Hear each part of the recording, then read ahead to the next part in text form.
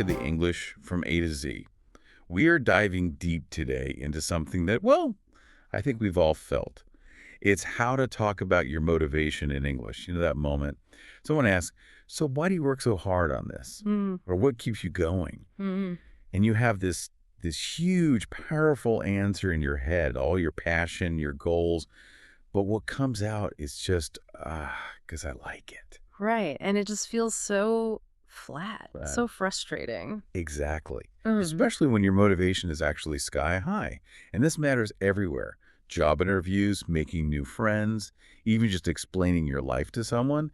You need the right words. And that internal friction is exactly what we're here to solve. The block usually isn't that you don't know why you're motivated. It's that you don't have the, let's call them structural tools in English. Yeah. Relying on something simple like I am motivated just doesn't really convey the depth of it. So our mission today is to give you a shortcut. The natural, powerful language that helps you sound as invested as you feel. I love that. A shortcut. So this deep dive is built on, what, 4 essential building blocks and then 4 actionable phrases. We're going to show you how they all fit together. Yep, and we're starting with the foundation. We've got to define the 4 core nouns. Think of these as the words that just, instantly upgrade your entire conversation. Okay, let's do it. Let's begin with the engine. That deep, joyful feeling you get from an activity. We're talking about passion. Passion. It's something you deeply care about, something you just love doing. It's that personal connection that makes all the hard work feel well worth it. Right. So instead of saying, I like learning languages a lot, which is fine. It's fine, but you can level it up by saying, I have a passion for learning new languages. It just changes the entire tone, doesn't it? It absolutely does. When a native speaker hears, I have a passion for, they hear sustained interest. It's part of your identity, not just a hobby. But, passion can fade. It's not always enough to get you to take action. You need energy for that. And that energy is our next term, drive.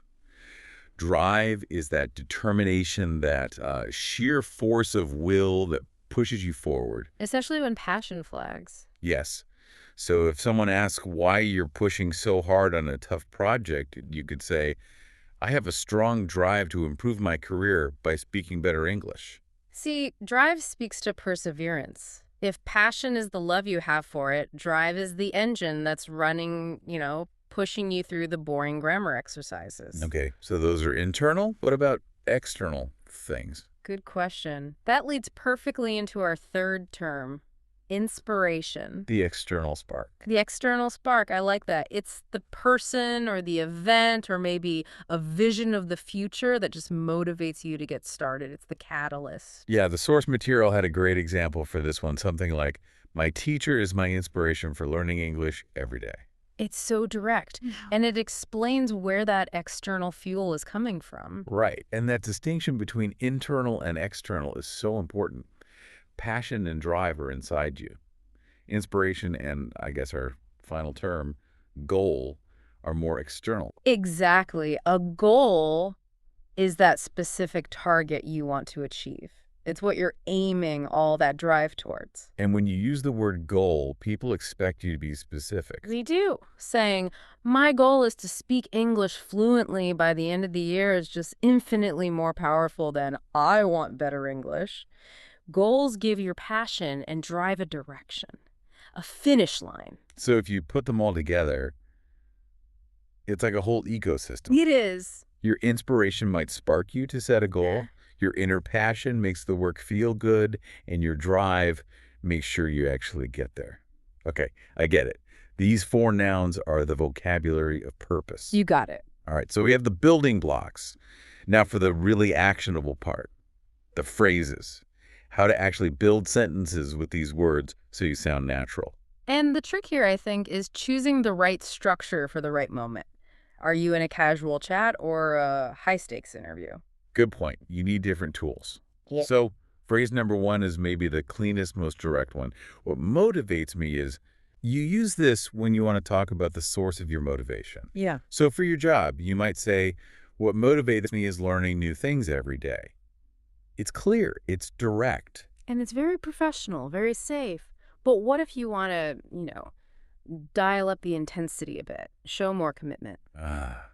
Then you move to phrase number 2, I'm driven by. Ooh, that one's powerful. It really is. It's so effective in formal settings, like a job interview.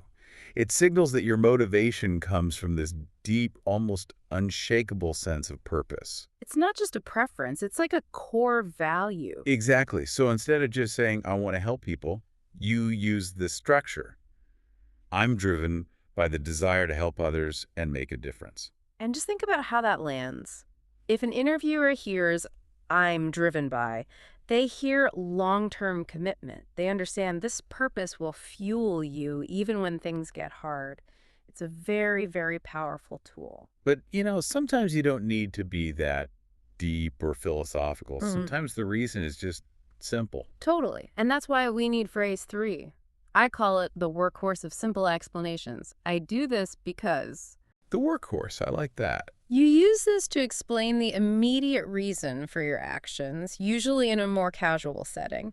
If a friend asks why you spend so much time painting, you can just say, I do this because it brings me joy. Connects the effort directly to a positive feeling. Simple. Simple and effective. Okay, and finally, my favorite. This is the phrase for resilience, for getting through the tough stuff. The reason I keep going is...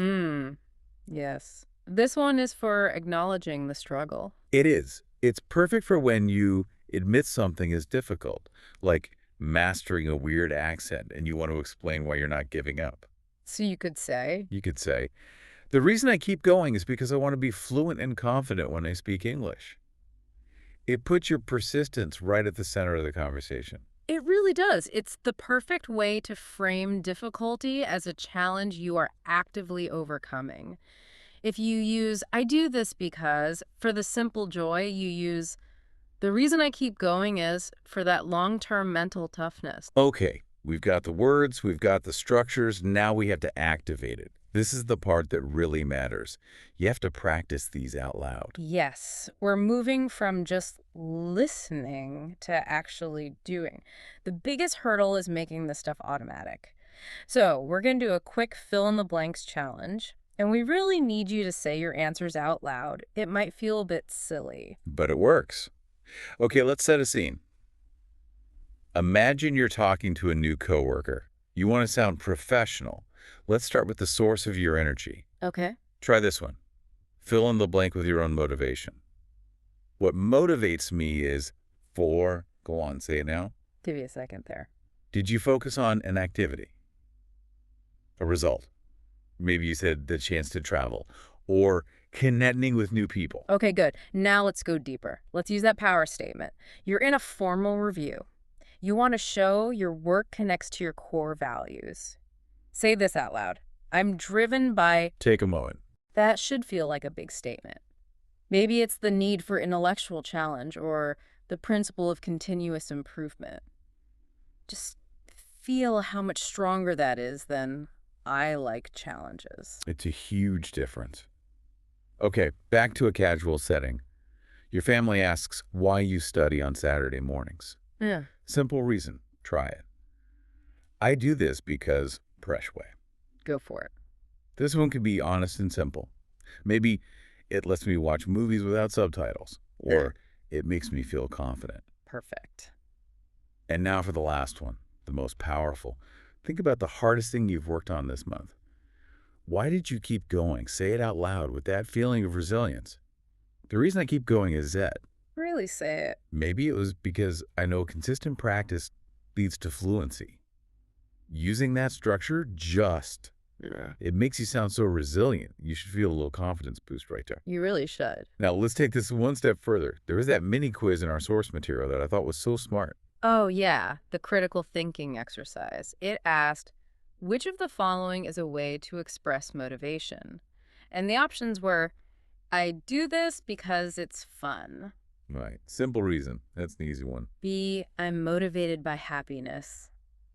A little different, but yeah, defines an emotional state as the source.